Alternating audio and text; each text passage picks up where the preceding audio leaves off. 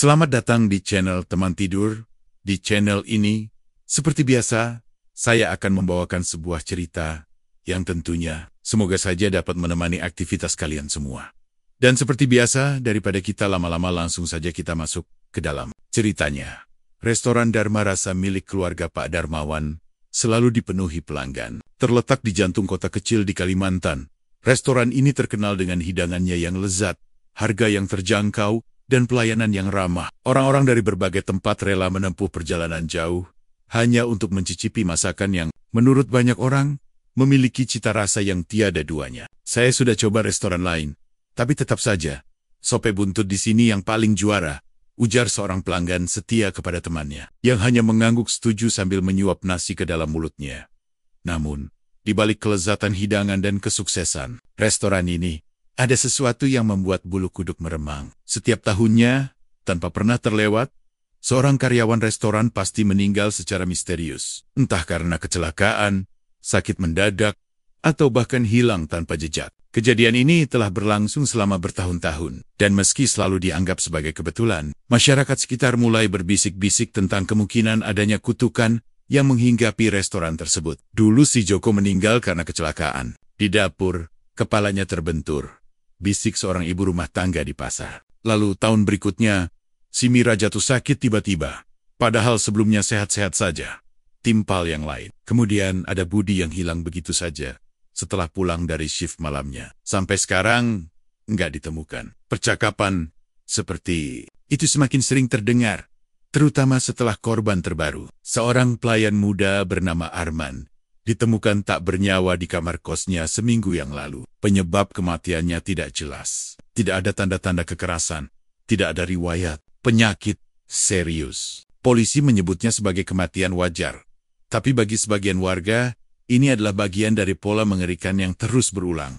Namun, tak ada satupun yang berani berbicara langsung kepada Pak Darmawan atau keluarganya. Keluarga itu dikenal sebagai orang yang terpandang, dermawan, dan selalu menjaga hubungan baik dengan warga sekitar. Selain itu, restoran mereka telah memberi banyak lapangan pekerjaan, dan tak sedikit yang bergantung pada tempat itu untuk mencari nafkah. Membuka mulut tentang kutukan hanya akan membawa masalah.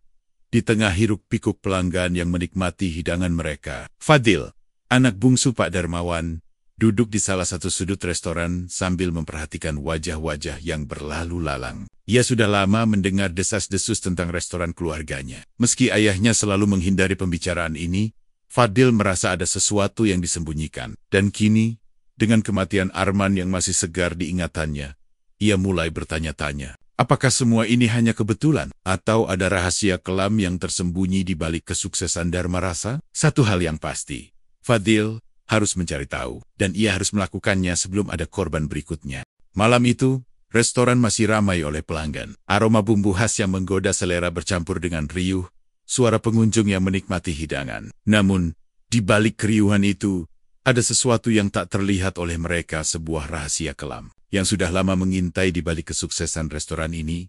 Seorang pelayan muda bernama Andi sedang terburu-buru mengantarkan sepiring nasi goreng istimewa ke meja pelanggan. Kakinya melangkah dengan cepat, tapi tiba-tiba dia terhenti. Batuk-batuk kecil keluar dari tenggorokannya, lalu berubah menjadi kejang-kejang. Matanya membelalak, wajahnya memerah, tangannya mencengkeram lehernya sendiri. Semua orang menoleh saat suara piring yang dipegangnya jatuh dan pecah berkeping-keping. Andi terjatuh ke lantai. Mulutnya berbusa. Dalam hitungan detik, tubuhnya terkapar tak bernyawa. Para pelanggan menjerit ketakutan, sementara beberapa karyawan berusaha memberi pertolongan. Tapi semuanya sia-sia. Seorang koki berbisik ketakutan kepada rekannya. Terjadi lagi. Seming. Setelahnya, kejadian mengerikan lainnya menimpa seorang juru masak bernama Pak Surya. Malam itu, dia sedang menggoreng ayam dalam panci besar berisi minyak panas mendidih. Tangannya terampil membalik potongan ayam dengan penjepit besi. Namun, entah bagaimana, kakinya terpeleset. Dengan tubuh yang tak mampu mengendalikan keseimbangan, dia jatuh ke dalam panci besar itu. Jeritan kesakitannya mengisi seluruh dapur sebelum akhirnya terdiam. Karyawan yang melihat kejadian itu hanya bisa tertegun dalam horor. Sementara aroma daging yang terbakar menyebar memenuhi ruangan. Tak ada yang bisa memahami bagaimana semua ini bisa terjadi. Yang lebih mengerikan, setiap tahun, di bulan yang sama dan tanggal yang sama, Pasti ada korban yang tewas di restoran ini. Kadang seorang pelayan, kadang seorang juru masak, atau bahkan seorang kasir. Kematian mereka selalu mengenaskan. Ada yang ditemukan tergantung di gudang, ada yang tubuhnya remuk di ruang pendingin, dan ada yang lenyap tanpa jejak. Hanya meninggalkan bercak darah yang tak bisa dijelaskan asal-usulnya. Namun, meskipun suasana restoran selalu mencekam, pelanggan tetap datang. Mereka tidak tahu, atau mungkin tidak peduli, bahwa tempat ini menyimpan kegelapan yang tak terlihat. Karyawan yang bertahan hanya bisa diam dan berdoa, berharap mereka bukan korban berikutnya. Di sudut ruangan, Fadil menyaksikan semuanya dengan wajah pucat. Dia tahu ada sesuatu yang janggal. Terlalu banyak kebetulan yang terjadi. Ini bukan sekadar kecelakaan biasa. Ada sesuatu yang menuntut nyawa. Sesuatu yang belum ia pahami. Dan semakin dalam dia mencoba menggali, semakin besar rasa takut yang menggerogoti hatinya. Aku, Darmawan, pemilik restoran sederhana, duduk di dalam kamar kerja yang selalu terkunci rapat. Di depanku, lilin-lilin menyala dengan nyala kecil yang bergoyang pelan, menerangi catatan-catatan lama yang diwariskan oleh ayahku. Setiap tahun, di malam yang sama, aku selalu membuka lembaran ini. Momen yang selalu membuat dadaku sesak, jantungku berdetak tak karuan, dan pikiranku dipenuhi rasa bersalah yang tak pernah pudar. Restoran ini bukan sekadar warisan keluarga. Ini adalah beban. Kakek buyutku, Wiryo, memulai usaha ini dari nol. Tapi saat bisnisnya hampir bangkrut, ia mengambil jalan pintas. Malam itu, lebih dari seabad yang lalu, ia bertemu dengan seorang dukun di tepian hutan. Dukun itu menawarkan sebuah perjanjian restoran akan selalu makmur, dipenuhi pelanggan, dan tak akan pernah kekurangan rezeki. Syaratnya hanya satu. Satu nyawa manusia harus diberikan sebagai tumbal setiap tahun. Aku menelan ludah, menatap foto tua kakek buyutku yang tergantung di dinding. Tatapannya tajam, seperti masih mengawasiku hingga kini. Ayahku pernah berkata, bahwa ini bukan sekadar perjanjian biasa. Ini kutukan yang telah mengikat darah keluarga kami. Jika ada yang mencoba menghentikan ritual ini, restoran akan hancur. Dan yang melanggar perjanjian akan mendapat nasib yang lebih buruk dari kematian. Sejak kecil, aku tak pernah memahami mengapa setiap tahun ayahku menghilang pada malam tertentu. Namun, setelah usiaku menginjak 25 tahun, semua dijelaskan kepadaku. Aku dihadapkan pada kenyataan yang mengerikan. Bahwa aku adalah penerus perjanjian ini. Ayah hanya berkata, kau tak punya pilihan. Ini bukan sekadar tanggung jawab. Ini takdir kita. Aku pernah mencoba melawan. Aku pernah berpikir untuk meninggalkan semua ini. Membawa keluargaku pergi sejauh mungkin. Namun, tak semudah itu. Seorang paman dari garis keturunan kami pernah melakukannya. Ia melarikan diri ke kota lain. Menolak berpartisipasi dalam ritual. Seminggu kemudian, ia ditemukan tewas mengenaskan tubuhnya penuh luka seperti dicabik binatang buas. Meski ia ditemukan di dalam kamarnya yang terkunci dari dalam. Sejak itu, aku tak lagi mencoba melawan. Setiap tahun, dengan tangan gemetar, aku memilih siapa yang akan menjadi korban berikutnya. Biasanya, seseorang yang tak memiliki keluarga, seseorang yang tak akan dicari. Aku menutup hati dan meredam rasa bersalah. Meyakinkan diriku bahwa ini hanya harga yang harus dibayar agar keluarga tetap hidup dan restoran tetap berdiri. Namun, sekarang, sesuatu terasa berbeda. Fadil, anak bungsuku, mulai curiga. Aku melihat bagaimana ia mengamati gerak-gerikku, membaca perubahan ekspresiku. Aku tahu, suatu saat, ia akan mencari tahu lebih jauh. Dan jika itu terjadi, aku tak tahu apakah aku bisa menghentikannya. Aku hanya berharap ia tidak melakukan sesuatu yang akan menghancurkan kami semua. Aku menarik napas dalam, menutup catatan tua di hadapanku. Di luar, restoran masih ramai dengan pelanggan yang menikmati makanan dengan lahap.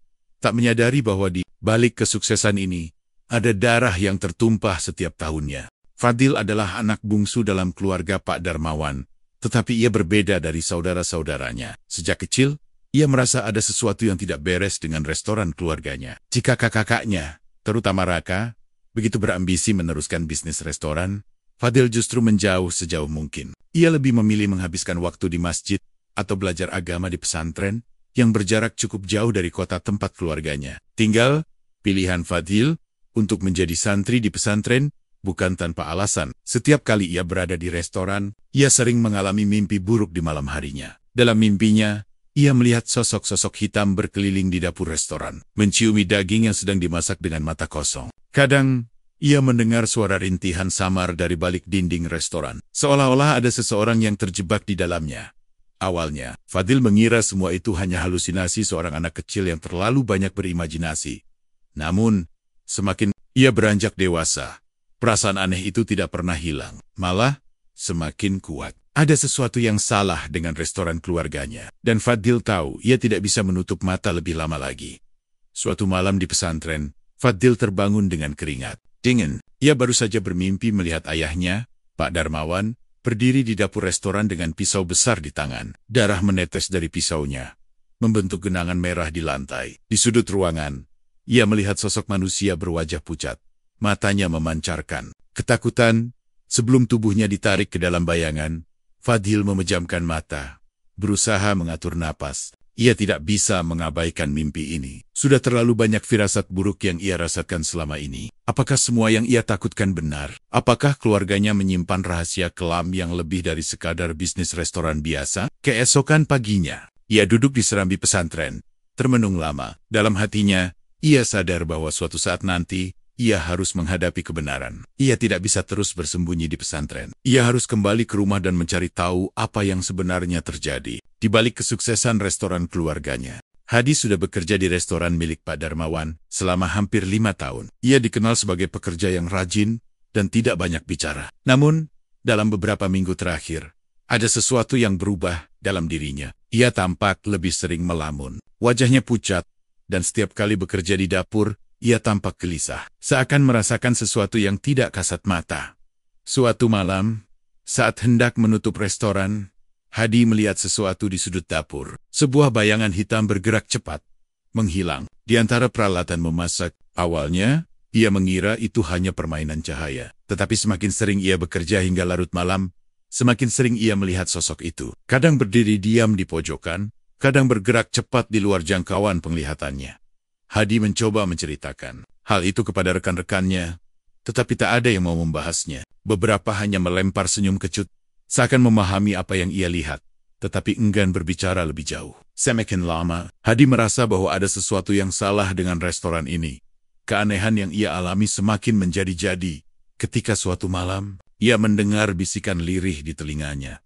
Meskipun tidak ada siapapun di sekitarnya, bisikan itu terdengar samar, seakan berasal dari tempat yang jauh. Namun, ia bisa menangkap beberapa kata dengan jelas. Pergilah, sebelum terlambat. Kiceku mulai menguasai Hadi. Ia memutuskan untuk mengundurkan diri dan meninggalkan restoran itu. Namun, sebelum sempat keluar dari pekerjaannya, ia mengalami kecelakaan misterius. Saat pulang malam itu, motor yang ia kendarai tiba-tiba oleng dan tergelincir ke jurang di jalanan yang sepi. Tidak ada saksi mata. Keesokan harinya, tubuhnya ditemukan dalam keadaan mengenaskan. Kematian Hadi mengguncang semua karyawan yang tersisa. Mereka saling bertukar pandang, penuh ketakutan, seakan mereka sudah menduga hal ini akan terjadi. Satu persatu, mereka mengundurkan diri, memilih meninggalkan restoran itu meski tanpa pekerjaan pengganti. Dalam waktu singkat, tak ada lagi yang mau bekerja di restoran Pak Darmawan. Situasi ini membuat Pak Darmawan dan keluarganya panik. Tanpa karyawan, operasional restoran terhambat. Lebih dari itu, mereka mulai merasa ancaman yang lebih besar mengintai. Bayangan yang selama ini hanya menghantui para pekerja, kini mulai merayap masuk ke dalam rumah mereka sendiri, yang selama ini tidak banyak terlibat dalam urusan restoran. Mulai menyadari ada sesuatu yang tidak wajar dalam bisnis keluarganya. Ia melihat bagaimana ayahnya sering terjaga di malam hari, ibunya yang semakin pendiam, dan kakaknya yang mulai bersikap lebih tertutup. Perlahan, Fadil mulai mencium bau ketakutan yang menyelimuti keluarganya. Dan ia tahu, ini baru permulaan dari sesuatu yang jauh lebih mengerikan. Malam itu, udara terasa lebih dingin dari biasanya. Fadil duduk di ruang makan restoran yang kini semakin sepi. Aroma dupa masih samar tercium di sudut ruangan. Meski restoran telah tutup lebih awal, sejak kejadian-kejadian mengerikan menimpa karyawan. Ayahnya, Pak Darmawan, duduk di seberang meja dengan wajah penuh tekanan. Matanya cekung, bibirnya gemetar. Kita harus mencari jalan keluar ya. Kita harus hentikan semua ini. Suara Fadil terdengar serak, hampir seperti bisikan. Pak Darmawan hanya menggeleng lemah. Sudah terlambat nak, dosa ini terlalu besar. Dan mereka tidak akan membiarkan kita lepas begitu saja. Fadil mengepalkan tangan. Amarah bercampur ketakutan menghantui dirinya. Sejak kematian karyawan terakhir, tidak ada lagi orang luar yang bisa dijadikan tumbal. Dan kini, pesugihan itu meminta bayaran yang lebih besar, darah keluarga sendiri. Sakit. Aneh yang tak terjelaskan keesokan paginya. Teriakan ibu menggema di seluruh rumah. Fadil bergegas menuju kamar orang tuanya dan mendapati ibunya, Bu Rina, terbaring lemah dengan wajah pucat pasi. Nafasnya tersengal, tubuhnya menggigil hebat, seolah sedang mengalami demam tinggi. Tetapi kulitnya justru dingin saat disentuh. Bu, ibu kenapa? Fadil mengguncang tubuh ibunya. Namun wanita itu hanya merintih pelan. Pak Darmawan berlutut di samping ranjang. Matanya membelalak ketakutan.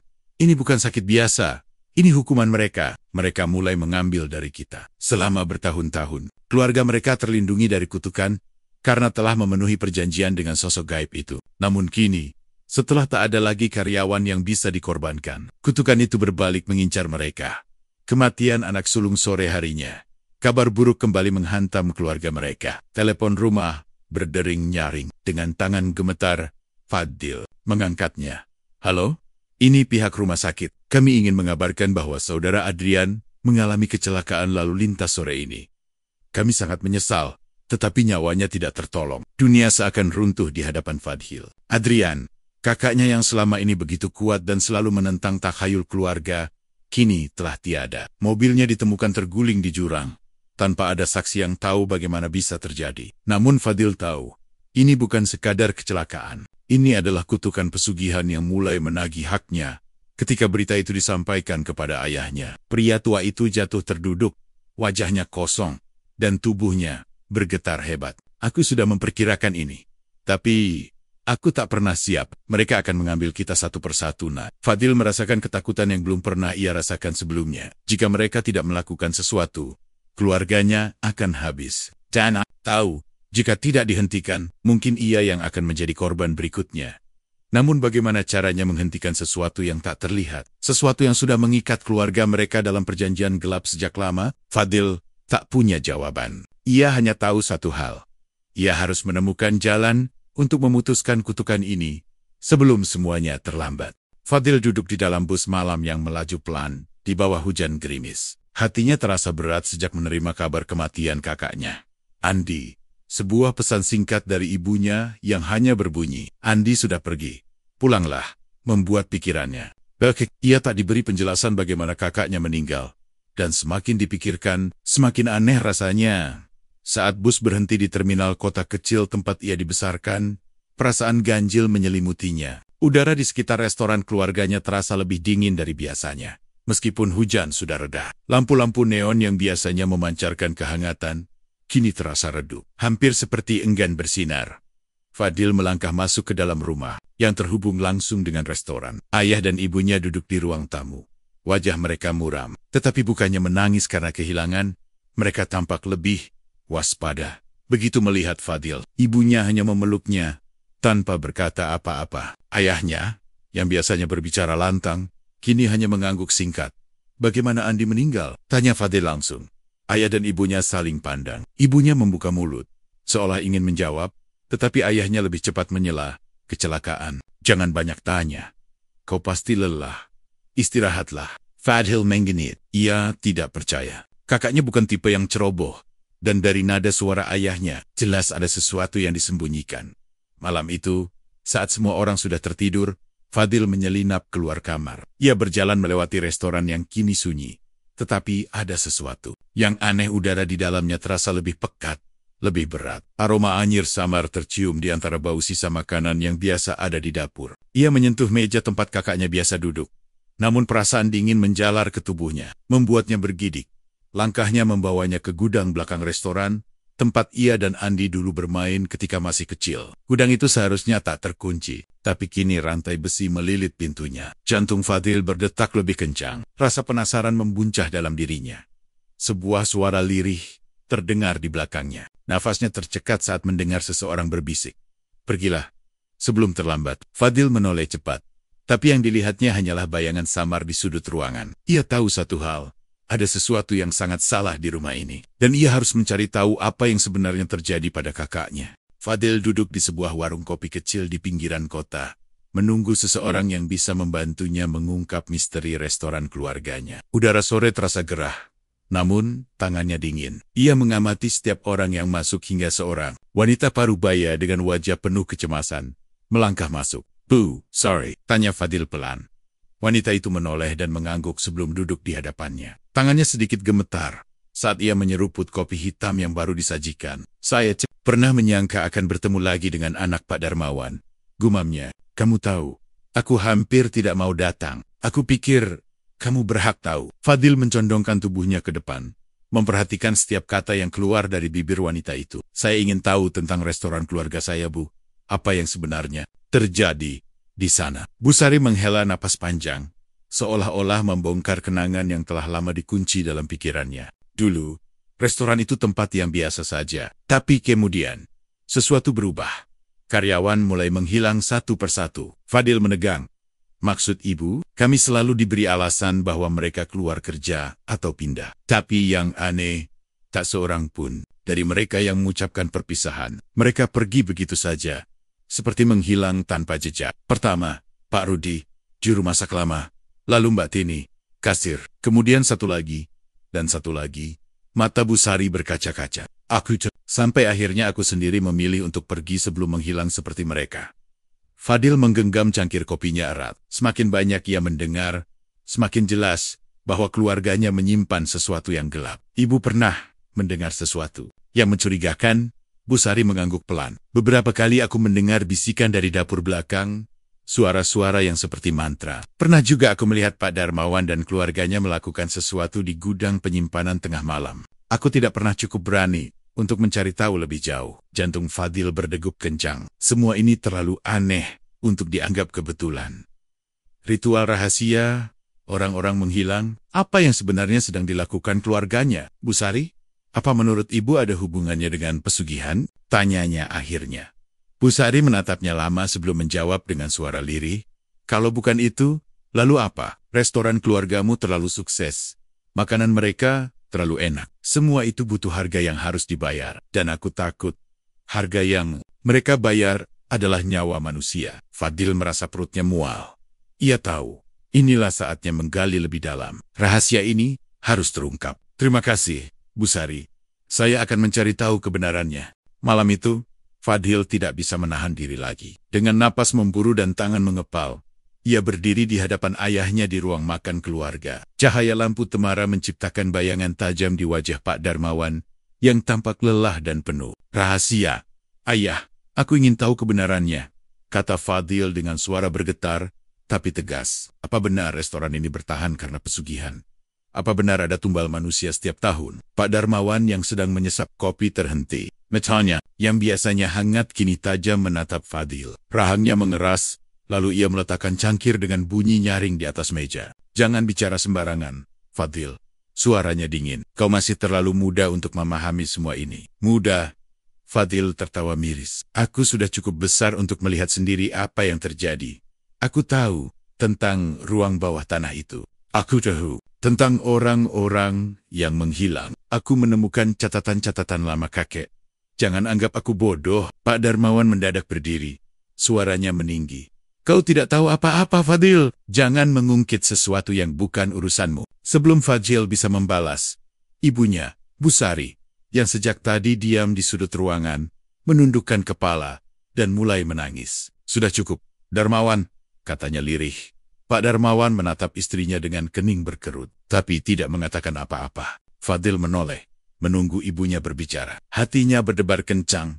Dengan suara gemetar, Bu Sari akhirnya mengakui, pesugihan ini bukan hanya urusan ayahmu.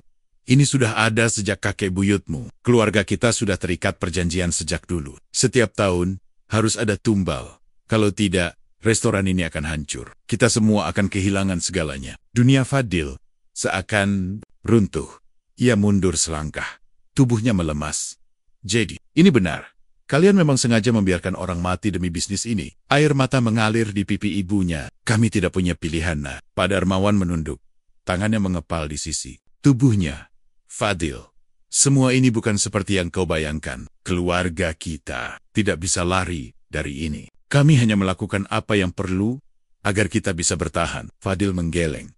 Perasaan jijik dan marah bercampur dalam dirinya. Tidak ada yang bisa memaksakan kita untuk membunuh orang, Ayah. Ini gila.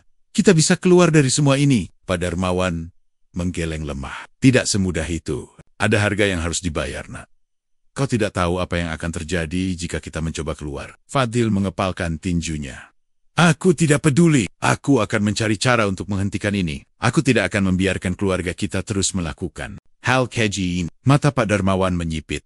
Wajahnya kini berubah penuh ketegangan. Fad, jika kau melawan tradisi ini, kau bukan hanya membahayakan diri sendiri. Kau membahayakan kita semua. Fadil menatap tajam ayahnya. Kalau begitu, aku akan bertaruh dengan nyawaku sendiri. Aku tidak akan membiarkan lebih banyak orang mati. Suasana di ruangan itu menegang. Pak Darmawan dan Fadil saling menatap, seakan menimbang siapa yang akan menyerah lebih dulu. Tapi di dalam hati Fadil, ia sudah mengambil keputusan apapun yang terjadi. Ia akan menghentikan kutukan ini, meski harus melawan keluarganya sendiri. Fadil mengendarai motornya dengan perasaan bercampur aduk. Malam masih pekat ketika ia tiba di pesantren, tempat ia pernah menghabiskan masa remajanya. Udara terasa lebih dingin dari biasanya. Seakan semesta ikut merasakan kegelisahan dalam hatinya. Dengan langkah tergesa, ia memasuki halaman pesantren dan langsung menuju kediaman Kiai Mahfudz. Saat Fadil mengetuk pintu, seorang santri membukakan dan mempersilahkannya masuk. Kiai Mahfudz, pria sepuh dengan sorot mata teduh namun tajam, tengah duduk bersila di ruang tamu. Tangannya memegang tasbih yang terus berputar di jemarinya. Fadil segera bersimpuh dan mencium tangan sang kiai. Ada apa kau datang malam-malam begini, Fadil? Tanya Kiai Mahfudz dengan suara lembut, namun penuh wibawa. Tanpa ragu, Fadil menceritakan semua yang telah terjadi dari keberhasilan restoran keluarganya, hingga rahasia mengerikan yang ia temukan tentang pesugihan dan tumbal yang harus dibayar setiap tahun. Ia berbicara dengan suara bergetar, mencoba menahan ketakutan dan emosi yang bercampur di dalam dadanya. Kiai Mahfudz menghela napas panjang. Nah, pesugihan seperti ini memang ada. Mereka yang mengikat perjanjian dengan makhluk gaib akan terus terjerat hingga ada yang berani memutuskannya. Tapi ingat, risikonya besar. Makhluk yang sudah diberi tumbal tidak akan melepaskan begitu saja haknya. Lalu apa yang harus saya lakukan, Kiai? Saya tidak ingin keluarga saya terus tersesat dalam lingkaran ini. Fadil memohon dengan nada putus asa.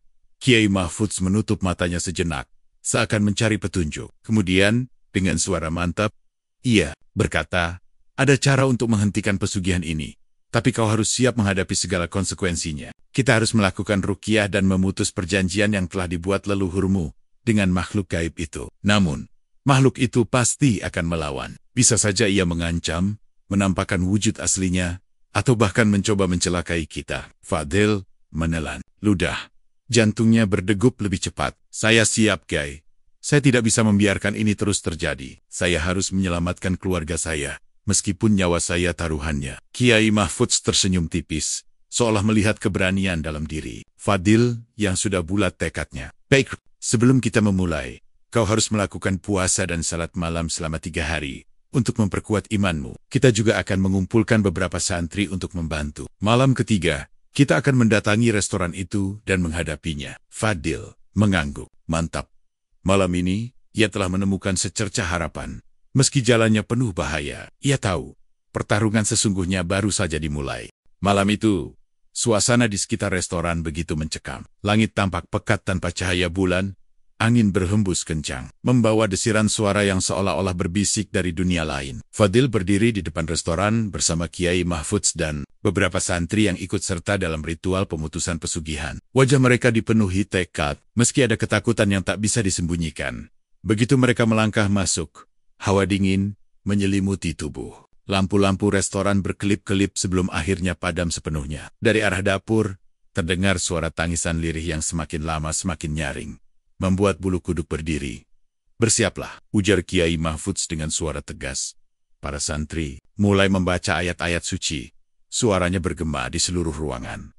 Namun, seiring dengan itu, gangguan mulai terjadi. Piring dan gelas melayang, menghantam tembok dengan keras. Bayangan hitam bergerak cepat di antara meja dan kursi, berusaha menghalangi mereka.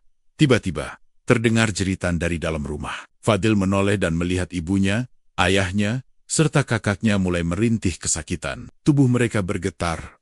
Hebat. Mata melotot dengan tatapan kosong. Satu persatu mereka mulai kerasukan. Ibunya mengeluarkan suara tawa yang aneh, sementara ayahnya merangkak ke lantai dengan gerakan yang tidak wajar. Kakaknya, yang biasanya pendiam, kini menatap Fadil dengan senyum mengerikan. Fadil, kau tidak boleh melawan takdir keluargamu. Suara serak keluar dari mulut ibunya. Namun jelas bukan miliknya. Fadil gemitar. Tapi Kiai Mahfud segera menepuk pundaknya. Jangan goyah, kita harus menyelesaikan ini. Para santri semakin mengeraskan. Bayangan-bayangan hitam mulai menjerit, seolah kepanasan dengan lantunan doa. Tiba-tiba, dari sudut ruangan, muncul sesosok makhluk tinggi besar dengan mata merah membara. Wajahnya penuh luka menganga, kulitnya hitam legam. Kalian tidak bisa mengambil milikku. Suara makhluk itu bergema, membuat kaca-kaca restoran bergetar hebat. Angin semakin kencang, membawa bau busuk yang menusuk hidung. Ritual belum selesai, dan pertarungan antara doa-doa suci serta kekuatan gelap sedang mencapai puncaknya. Fadil menggenggam tasbih erat-erat. Ia tahu, ini adalah saat penentuan. Jika mereka gagal, maka kutukan ini akan terus berlanjut. Dan restoran ini akan tetap menjadi tempat tumbal bagi mereka yang tidak bersalah. Suara gemuruh terdengar dari dalam dapur restoran. Api tangku mendadak padam, menyisakan kegelapan pekat yang terasa semakin menyesakkan. Aroma anyir memenuhi udara, membuat bulu kuduk Fadil meremang. Dari bayangan yang menggeliat, di sudut ruangan, muncul sesosok makhluk hitam besar dengan mata merah menyala. Tubuhnya berlapis kabut pekat, dan cakar panjangnya berkilat dalam remang ruangan. Kiai Mahfudz dan para santrinya tetap teguh di tempat mereka, membaca doa-doa dengan lantang. Suara lantunan ayat-ayat suci menggema, menembus pekatnya aura jahat yang menyelimuti restoran. Namun, makhluk itu menggeram. Suaranya mengguncang dinding restoran hingga kaca bergetar. Kalian tidak bisa menghentikan perjanjian ini. Suaranya menggema, berat, dan berisi ancaman. Sudah bertahun-tahun keluarga ini tunduk padaku. Jika perjanjian dibatalkan, mereka semua akan mati. Fadil menelan ludah. Ia tahu ini bukan sekadar ancaman kosong. Selama bertahun-tahun, keluarganya memang menikmati keberlimpahan dari hasil pesugihan ini, tanpa menyadari harga yang harus dibayar. Kini, semua beban ada di pundaknya. Aku tidak peduli, teriak Fadil, menatap makhluk itu dengan Tackle Bullet. Aku akan menghentikan semua ini. Aku tidak akan membiarkan keluargaku terus hidup dalam ketakutan dan dosa. Makhluk itu mengeluarkan raungan panjang sebelum menerjang ke arah Fadil. Dengan sigap, Kiai Mahfudz melemparkan segenggam garam dan air doa, membuat makhluk itu mengerang. Asap hitam mengepul dari tubuhnya. Tetapi ia tidak mundur. Dengan cakar panjangnya, ia menyapu meja-meja, membuat kayu-kayu beterbangan ke segala arah. Salah satu santri hampir terjatuh saat makhluk itu mengibaskan tangannya. Angin kencang yang melumpuhkan tubuh mereka. Namun, Kiai Mahfudz tetap berdiri teguh. Ia mengangkat tasbihnya tinggi-tinggi dan mengucapkan ayat yang lebih kuat, membuat makhluk itu semakin kesakitan. Tiba-tiba, Fadil merasakan sesuatu bergetar di kantongnya. Ia merogoh dan menemukan cincin kuno milik ayahnya. Seolah ada suara yang berbisik di kepalanya, menyuruhnya menghancurkan benda itu. Fadil meremas cincin tersebut, dan seketika makhluk itu melotot ke arahnya. Jangan, raung makhluk itu dengan suara penuh kemarahan. Jika kau menghancurkannya, seluruh keluargamu akan terkena dampaknya. Fadil terdiam sesaat. Dalam kepalanya berkelebat wajah ayah, ibu, dan kakaknya. Namun, ia juga teringat semua korban yang telah dikorbankan demi kejayaan restoran keluarganya. Dengan segenap keberanian, ia menggenggam cincin itu erat-erat, lalu membantingnya ke lantai. Seketika, terdengar ledakan besar. Cahaya putih menyilaukan memenuhi ruangan, diikuti jeritan panjang dari makhluk itu. Tubuhnya menghitam, mengejang, sebelum akhirnya hancur menjadi kabut hitam yang berputar-putar, lalu lenyap dalam sekejap. Kesunyian menyelimuti ruangan. Fadil terengah-engah. Matanya masih terpaku pada lantai yang kini hanya menyisakan pecahan kecil dari cincin tersebut. Kiai Mahfudz menyentuh bahunya dengan lembut, memberi isyarat bahwa semuanya telah berakhir. Namun, di dalam hati Fadil, ia tahu ini belum sepenuhnya selesai. Kutukan itu memang telah dipatahkan, tetapi kini keluarganya harus menghadapi konsekuensi dari perbuatannya selama bertahun-tahun. Fadil berdiri di tengah ruangan bawah tanah yang remang-remang, tepat di depan altar yang selama ini menjadi pusat pesugihan keluarganya. Di atas altar itu, terdapat patung iblis dengan mata menyala merah dan senyum mengerikan yang seolah mengejeknya. Bau anyir darah dan dupa bercampur di udara, membuat dadanya terasa sesak. Di belakangnya, ayahnya yang terluka parah berusaha merayunya. Fadil, jangan lakukan ini. Jika kau menghancurkannya, kita semua akan binasa. Suaranya lemah, namun tetap dipenuhi ketakutan. Namun, Fadil sudah mengambil keputusan. Seluruh penderitaan rasa bersalah dan dosa keluarganya harus diakhiri. Ia menggenggam kitab suci yang sejak tadi menemaninya. Tangannya gemetar namun hatinya mantap. Tiba-tiba, angin kencang berembus di dalam ruangan. Seolah ada kekuatan tak kasat mata yang berusaha menggagalkan niatnya. Patung iblis itu tampak berdenyut, seperti makhluk hidup yang baru saja tersadar dari tidur panjangnya. Suara gemuruh memenuhi ruangan. Dan sesaat kemudian, sosok mengerikan muncul dari bayangan. Berwujud tinggi besar, dengan mata merah menyala, dan taring panjang yang meneteskan darah. Bocah bodoh! Berani sekali kau mencoba menghancurkan perjanjianku. Suara iblis itu bergema, membuat dinding restoran bergetar. Fadil menggertakkan giginya. Ia tak akan mundur. Dengan segenap kekuatan, ia mulai melantunkan ayat-ayat suci. Surat lantang, meski tubuhnya bergetar. Begitu suara ayat suci menggema di ruangan, iblis itu menggeram, marah. Ia melompat ke arah Fadil. Namun seketika terhempas mundur, seolah ada tembok tak kasat mata yang melindungi pemuda itu. Jeritan iblis mengguncang udara, membuat benda-benda di sekitar beterbangan. Meja, kursi, bahkan dinding restoran mulai retak dan runtuh. Ayah Fadil berteriak, "Hentikan, kau akan menghancurkan kita semua." Tapi Fadil tak peduli. Ia melanjutkan bacaannya, semakin keras dan penuh keyakinan. Cahaya putih mulai muncul dari kitab suci yang ia genggam. Semakin terang, hingga memenuhi seluruh ruangan. Iblis itu menjerit, kesakitan. Tubuhnya mulai membakar dan meleleh. Tangan-tangannya yang mengerikan meraih ke segala arah, mencoba mencari pegangan, namun perlahan-lahan lenyap dalam pusaran kegelapan. "Tidak, aku tidak akan pergi begitu saja!" teriak iblis itu. Namun, pada akhirnya, dengan jeritan terakhir yang menusuk telinga, makhluk itu menghilang dalam ledakan cahaya yang menyilaukan. Saat semuanya mereda, Fadil jatuh terduduk. Napasnya terengah-engah. Tubuhnya dipenuhi keringat. Restoran di atasnya kini telah runtuh sepenuhnya, menyisakan puing-puing. Ayahnya berlutut di tanah, terisak, sadar bahwa segalanya telah berakhir. Matahari mulai terbit di ufuk timur, menyinari reruntuhan yang dulunya adalah restoran megah. Namun, bagi Fadil, ini adalah awal baru. Ia telah membebaskan keluarganya dari belenggu kutukan. Meski harus menghadapi konsekuensi yang belum ia ketahui, tapi satu hal yang pasti, ia telah membuat keputusan yang benar. Suara gemuruh mengguncang tanah saat ritual mencapai puncaknya.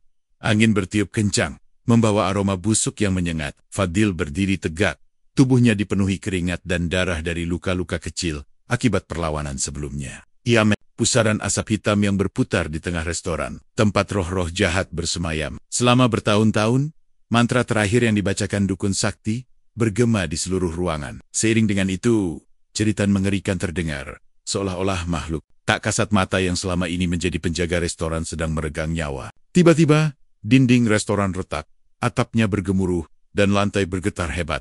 "Hentikan ini! Jangan hancurkan restoran kita!" Pak Darmawan berteriak putus asa, berusaha menahan kehancuran yang tak terelakkan. Tapi semuanya sudah terlambat. Dengan suara menggelegar, restoran yang selama ini menjadi tempat praktik pesugihan roboh seketika. Debu dan puing beterbangan, menutupi pandangan semua orang. Para pekerja yang masih selamat berhamburan keluar, ketakutan setengah mati. Saat debu perlahan menghilang, yang tersisa hanyalah reruntuhan dan aroma kematian yang masih menggantung di udara. Pak Darmawan jatuh berlutut di tanah. Tangisnya pecah. "Apa yang telah kulakukan? Aku telah menghancurkan keluargaku sendiri." Suaranya lirih, penuh penyesalan. Selama ini, kesuksesan yang ia banggakan ternyata berdiri di atas darah dan nyawa orang lain. Istrinya, Husari, merangkulnya sambil menangis.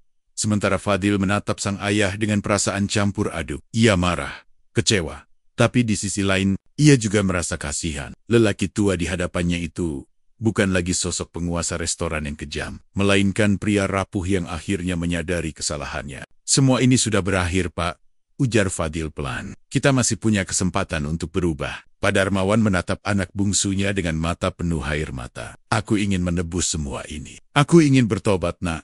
Aku janji aku tidak akan lagi terlibat dalam hal-hal seperti ini." Keluarga yang tersisa saling berpelukan, menyatukan tekad untuk meninggalkan masa lalu kelam mereka. Mereka memutuskan untuk pergi dari kota itu, meninggalkan sisa-sisa kejayaan palsu yang dulu mereka banggakan. Tanpa restoran, Tanpa harta pesugihan, mereka memulai hidup baru dengan kejujuran dan kerja keras.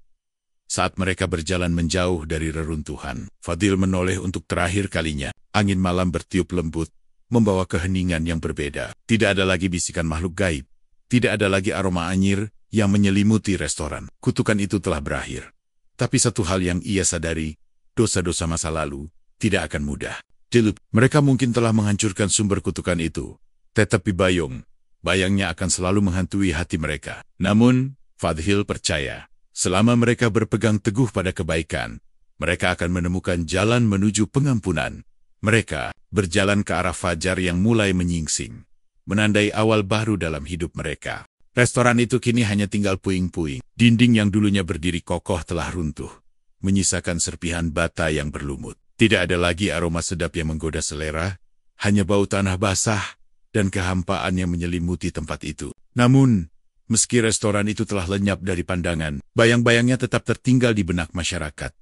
Nama keluarga Fadil tak lagi dikenal sebagai pemilik restoran sukses, melainkan sebagai keluarga yang selamat dari jerat pesugihan. Dulu, mereka dihormati karena kejayaan usaha yang terlihat sempurna dari luar. Kini, mereka dikenang karena keberanian menghentikan kutukan yang telah mengakar selama puluhan tahun.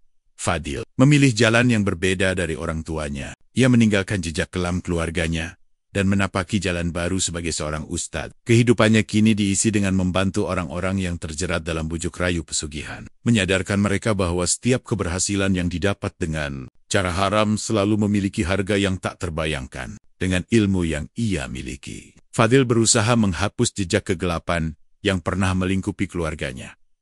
Sementara itu, masyarakat mulai berani berbicara tentang masa lalu restoran tersebut. Dulu, mereka hanya berbisik-bisik, takut akan murka keluarga Fadil atau kutukan yang mungkin menimpa mereka. Sekarang, kebenaran diungkapkan tanpa rasa takut. Orang-orang berbagi kisah tentang pengalaman ganjil yang mereka alami ketika makan di restoran itu, suara bisikan samar, bayangan yang melintas, dan perasaan mencekam yang entah datang dari mana. Namun, meskipun bangunan restoran sudah hancur, sesuatu masih tersisa di tempat itu. Setiap kali seseorang melewati bekas lokasinya, hawa dingin merambat ke tengkuk mereka. Beberapa orang bersumpah bahwa mereka masih bisa mendengar suara langkah kaki dari tanah yang kosong itu. Seakan ada sesuatu yang belum sepenuhnya pergi. Fadil hanya bisa pasrah. Ia tahu, dosa keluarganya tak akan bisa terhapus begitu saja. Tapi, ia juga tahu bahwa ia telah memilih warisan yang berbeda. Warisan yang bukan berupa harta atau kesuksesan semu, melainkan keberanian untuk memutus rantai kegelapan dan membawa cahaya bagi mereka yang masih terjerat dalam kesesatan. Dengan langkah mantap, ia melanjutkan hidupnya, berharap bahwa suatu hari, bayangan restoran itu benar-benar akan lenyap, dan keluarganya bisa dikenal bukan karena masa lalu kelam, tetapi karena keberanian mereka untuk berubah.